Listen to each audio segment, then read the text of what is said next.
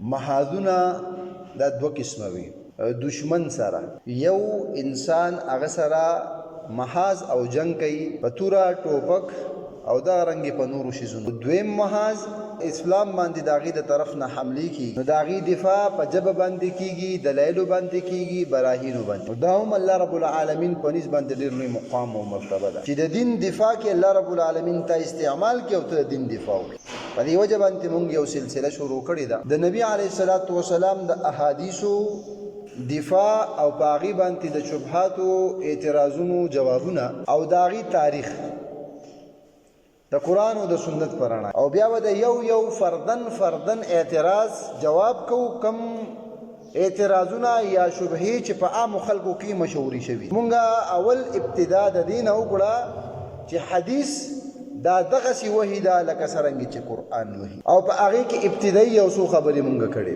اول د نبی علیه الصلاۃ والسلام ترغیبات. نبی علیه الصلاۃ والسلام ترغیبات ورکړو. خلاصه د تیری جمعې ذکر کوو چې دا نننۍ جمعه مونږ د آسان لکه یو دا غینه دا وفد عبدالقیس ته نبی علیه السلام ویلو احفظوهن واخبروا بهن من وراءکم.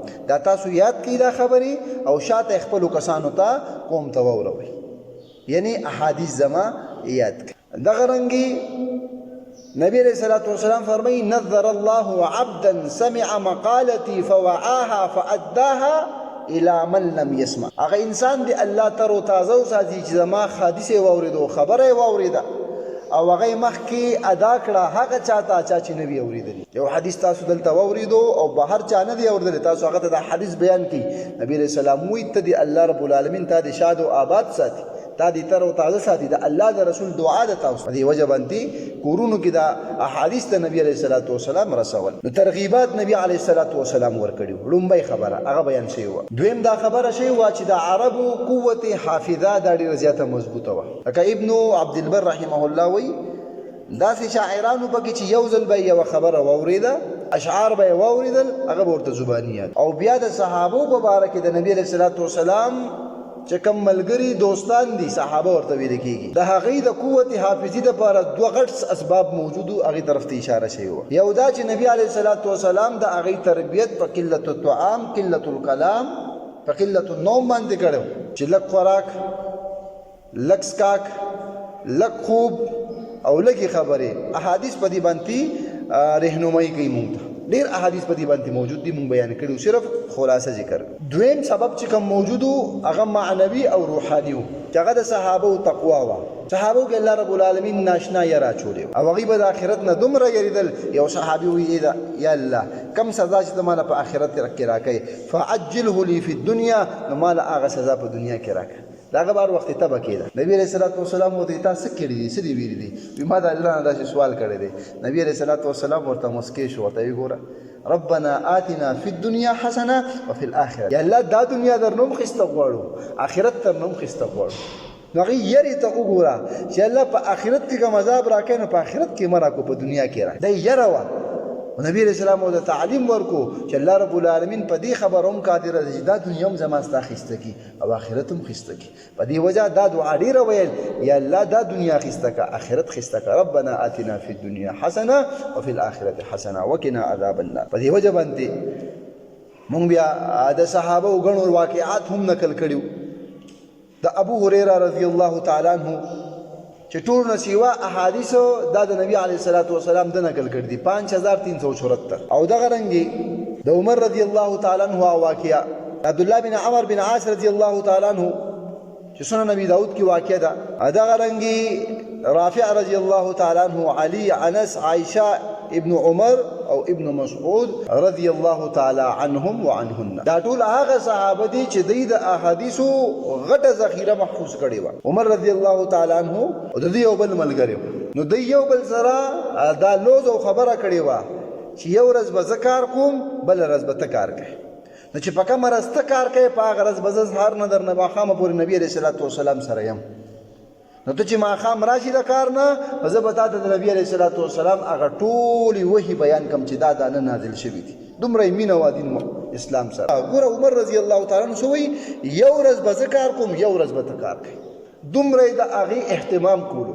نو بل ورځ به عمر رضی الله تعالی عنہ کار لړی هغه ملګری به نبی علیه الصلاة والسلام سره ناستو او ماښام به پورې به چې څه اورېدلي عمر رضی الله تعالی عنہ ورته نن څه واقعات شوي دي ځکه خو څوارلس سوه کاله وشول عمر د عربو یو انسان دی نن د مسلمانانو د دنیا په ګوټ ګوټ کې هغه مشهور دی چې عمر د نبی علیه الصلاة والسلام صحابي دی دومره واقعات په انسان ته خپل د پلار او خپل د نیکه نه یاد څومره واقعات چې د نبی علیه الصلاة والسلام د ملګرو یاد دي وجه یې څه ده د نبی علیه الصلاة والسلام د دین تر اوسه پورې وګوره چې څومره خلک ژوندي دي په خلکو کې مشهور دي که هغه امامان دي که هغه محدثین دي که هغه مفسرین دي که هغه مجاهدین دي د هغوی د دین اسلام دپاره قرباني ده بغیر د قربانۍ د ستا نوم دا نه ژوندی کېږي دا یاد ساته د دې دپاره به ته قرباني ورکوې دې ته به ته کښېنې او د نبي علیه الصلاة والسلام د احادیث او قرآن دا به ته اورې د هغې نه پس به الله رب العالمین په تا باندې رحم کړي په امامانو کې یو امام دی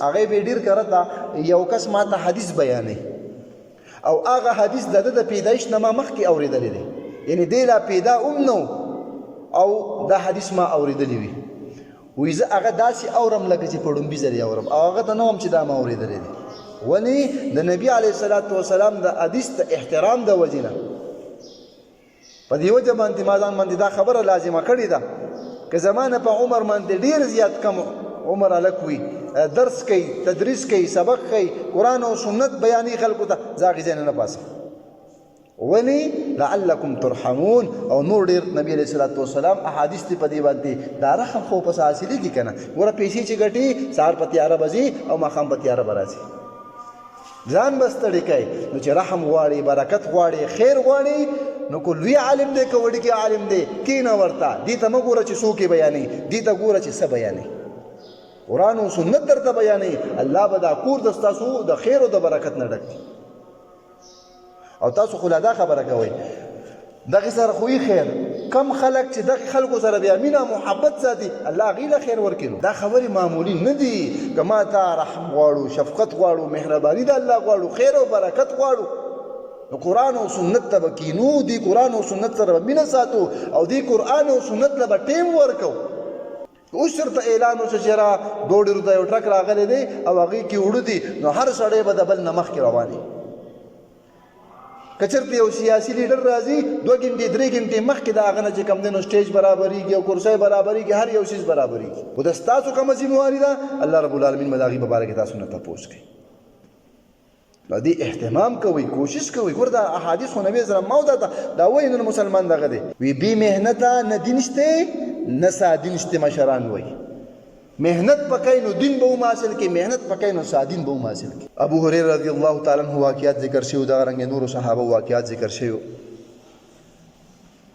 دا خو د صحابه د حافظي خبرې وي بیا دینه دویمه خبره مونږ دا ذکر کړی و چې بعضې صحابو سره صحیفې موجود وي رجسټرې موجودې وي کاپیانې موجودې وي دا تماشه ده سپېړه ده د هغې خلکو په مخ باندې چې د نبي علیه الصلاة والسلام په دور کې په وخت کې لکه هغه اعتراض به هم کوو بیا وروسته به انشاءالله د هغې جواب وکړو چې د نبي علیه الصلاة والسلام په وخت کې احادیث نو لیکلي شوي دا خو چې کوم دی عمر بن عبدالعزیز رحمه الله لیکلي د نبي علیه الصلاة والسلام په زمانه کې د احادیثو مجموعه دا موجوده وه لکه صحیفه الصادقه د عبدالله بن عمر بن عاص رضی الله تعالی عنہ پای کې 1000 احادیث موجود دا لومبه دلیل ووري الرساله الصادقه ورته هم وي اوس دل غابه کې دا روایت موجود دی یو خبره بالدلیل به ذکر کو رافع رضی الله تعالی عنہ فرمایي د الله رسول ته ما یو ورځ وی چې د الله رسول ته کوم خبرې کوي آیا دا زه ولیکم نو نبی رسول الله متوي اكتبوا ولا حرج خیر دې لیکل کوي دې کې هیڅ خبره نشته کتابت ته حدیث دا د نبی علیه الصلاة والسلام په زندګۍ کې موجودو دا هم د دلیل سره ده دا ټولې خبرې غرنګي فتح الباری او سیرت ابن هشام کې یو واقع ده نبی علیه الصلاة والسلام ثمامه بن اسال رضی الله تعالی عنہ ته چې دی په ملک یمامه باندې د دغه سردار او مشر نبی علیه الصلاة والسلام ورته خط ولیکو چې اهل مکې والو ته غلا غنم مه بندوه د چې کله په مسلمانانو باندې ظلم ولیدو که نه دوی د یمامي نه به یو دانه نه راځي نبي علیه السلام ورته خط ولیکو چې خیر دی ثمامه ته دا کار مه کوه غله پې راکولاو کړه. نبي علیه صلات وسلام دومره شفقت کول ته پې ظلم کوي، دلته وله خوراک او څښاک ورکوي. نو خط یې ورته ولیکون. دا خو حدیث شو که نه، د نبي علیه صلات وسلام خبره شي حدیث دی. دغه رنګې عبدالله بن عقیم چې دا په اهل جهیره باندې مشر و، دو طرف ته نبی علیه صلات وسلام دغه رنګ یو خط لیکلی و او هغې کې لیکلي و چې مردار نه نفع نشي حاصلولی. د الله د رسول پیغمبر شو، پیغمبر علیه صلات وسلام په خپله صحابي ته وي چې دا ولیکه. اهل جهیرې ته، یمامه ته، صحابي ته، مخکې دلایلو طرف ته ځو. د یمن یو ښار دی، جرش علاقه ده. نبی علیه صلات وسلام هغې طرف ته خط لیکلی و. معاذ بن جبل رضی الله تعالی په هغې باندې ګورنر و په یمن باندې. هغه ته یو خط ولیکو، یو بل خط. دا وخت په وخت په نبي علیه صلات وسلام هغې ته لیکل چې تاسو کجوري او اسکې دا ټاله مه خوشتوئ. بل د معاذ بن جبل رضی الله تعالی عنہ دوی په مدینه کې وفات شو. نبی علیه صلات وسلام ورته تعزیتي خط ولیکو. معاذ بن جبل رضی الله تعالی عنہ بل خط، دا څلورم پنځم خط دی. نبی علیه صلات وسلام دا لیکلی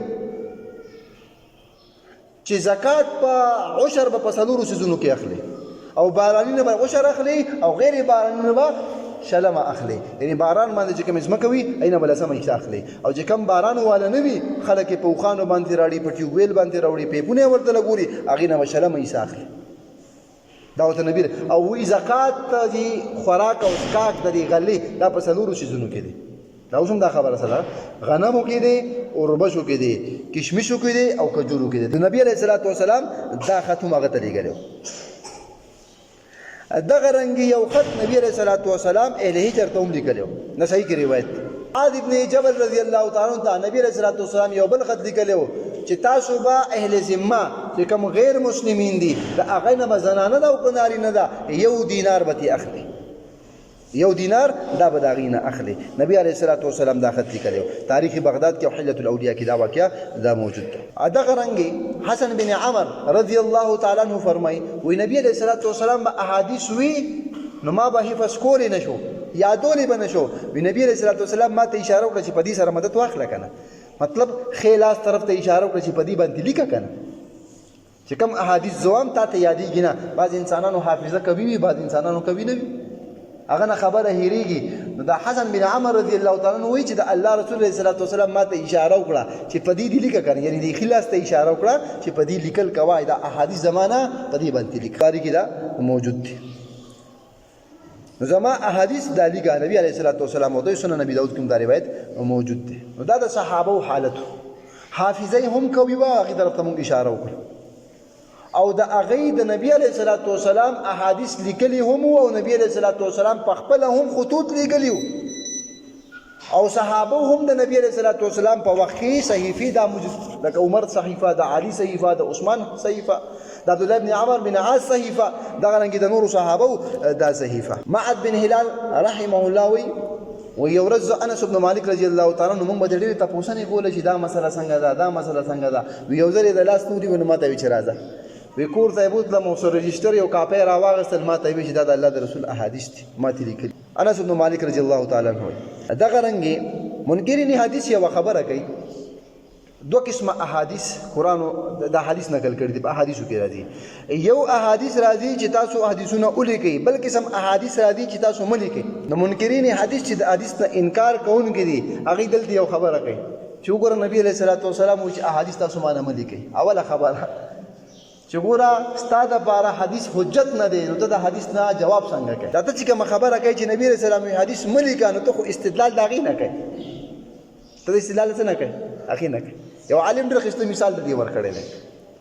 وایي یو کس دی او د یو کوی نه یوه بوکه اوبه راوباسي، او هغه اوبه اوس کې وایي چې دا ډېرې زیاتې خوږې دي او ښایسته دي او مزېدارې دي، او دویمه بوکه ورته ارتاو کړي، او چې کله هغه راوباسي نو هغه اوس کې نو دا خو ډېرې زیاتې ګنده دي او څښا دي او خرابې دي. نو په خپله وایي چې حدیث حجت نه دی، دا دلیل نه دی، او بیا چې کله د حدیثو د انکار دپاره ته دلیل ثبوت کوي، را د استدلال کوي، نو د کم نه کوي، بیا د حدیث نه کوي. لومبۍ خبره نو ستا دپاره خو حدیث دلیل نه دی، نو څرنګه ته د حدیث نه انکار دغه کوي، استدلال کوي چې یاره نبي علیه السلام زمانه احادیثو دا عملي کوي. لومبۍ خبره دا ښکاره. دویمه خبره احادیث ته اثبات چیرې تاسو ولیکئ او احادیث ته ممانعت چې نبی علیه الصلاة والسلام وایي تاسو مه لیکئ. دا یو بل سره تعارض یې رالی، یو کې لیکل لالل بلکې نه لیکل لالل. نو اوس په څه کوي؟ عقل والا علما خلک هغه یې به ګوري. نو ته چې دا عدم احادیث والا چیرې حدیث نبی علیه الصلاة والسلام یې مه لیکئ، نو د دغې نه دلیل نه وي، نو د نورو احادیثو سره به څه کوي؟ هوښیار عالم هغې دواړو احادیثو ته ګوري، د هغې صحت ته ګوري، د هغې سندونو ته ګوري، هغې کوشش کوي چې د نبي علیه الصلاة والسلام یو حدیث ما نه ضایع نه شي. نو ته څرنګې په یو طرف باندې احادیثو کې عمل کوي، په بل طرف باندې احادیث پرېږدي، نو دا دویمه تماچه شله او دویم څپېړه شوه، د هغه به مخ باندې. دغه رنګې درېیمه خبره چې کوم احادیث د نبي علیه الصلاة والسلام نه منقول دي چېرې تاسو مه لیکئ، نو په هغې کې اکثر حدیث ضعیف دي.